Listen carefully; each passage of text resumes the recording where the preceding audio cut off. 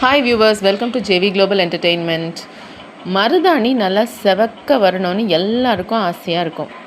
எப்படி இதை செவப்பாக நம்ம கைக்கு அழகாக மருதாணியை கலர்ஃபுல்லாக கொண்டு வர்றது? அதுக்கு சில சீக்ரெட் இன்க்ரீடியன்ட்ஸ் எல்லாம் சேர்க்கணும். அந்த காலத்துலேருந்தே ஃபாலோ பண்ணுறது தான். ஆனால் இப்போ நிறைய பேர் ஹென்னா கோன் யூஸ் பண்ணுறதுனால இந்த மெத்தடெல்லாம் நிறைய மறந்து போயிட்டாங்க. ஸோ நம்ம என்னெல்லாம் யூஸ் பண்ணுறோம் அப்படின்னா, ஒரு ஸ்பூன் சுகர், ஒரு 5 இல்லைனா 10 கிராம்பு, கொஞ்சம் டீ தூள் இல்லைனா டீ டிகாக்ஷன் இல்லைனா காஃபி டிகாக்ஷன், அது கூடவே புளி, கொட்டைப்பாக்கு இருந்தால் கொட்டைப்பாக்கு யூஸ் பண்ணிக்கோங்க. இல்லைனா நம்ம நார்மலான சேஷேயில் வர்ற ரோஜா பாக்கே கூட யூஸ் பண்ணிக்கலாம். இதெல்லாம் யூஸ் பண்ணி நம்ம நல்லா மைய அரைக்கணும். அது அப்போ தான் நல்லா ஒட்டும். நம்ம கையில் நல்லா வைக்கும்போது நல்லா வரும்.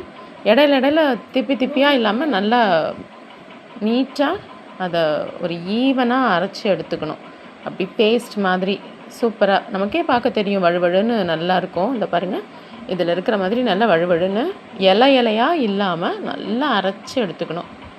நீங்கள் அம்மியில் வச்சு அரைக்கிறதா இருந்தாலும் நல்லா வரும். இது மிக்சிலையும் சூப்பராக வரும்.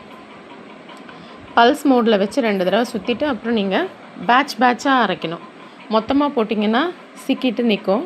அதனால் பேட்சாக போட்டு அரைச்சிங்கன்னா நல்லா வழுவழுன்னு வந்துடும். ஸோ 2 பேட்சாக போட்டு அரைச்சி எடுத்துட்டேன். ஸோ இப்போ இதை நம்ம கொஞ்ச நேரம் அதை ரெஸ்ட் பண்ண விடணும்.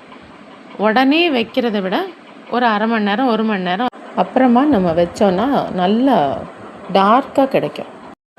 எல்லா ஒர்க்கும் முடிச்சுட்டு ஒரு 8:30 9 o'clock போல் அழகாக அப்ளை பண்ண ஆரம்பித்தோன்னா ரொம்ப ஆப்டான டைமிங்காக இருக்கும்.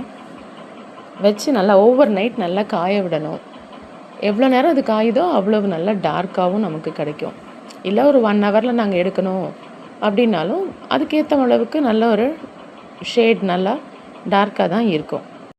இதை அப்படியே தண்ணியில் நனைச்சி எடுத்துடாமல் நல்லா உரித்து எடுத்துட்டு கொஞ்சம் ஆயில் அப்ளை பண்ணி தேய்ச்சிட்டு அதுக்கப்புறம் முடிஞ்சால் க்ளோவ்ஸை கொஞ்சம் ஃப்ரை பண்ணி போட்டு தணலில் காமிச்சிங்கன்னா இன்னும் சூப்பராக இருக்கும்.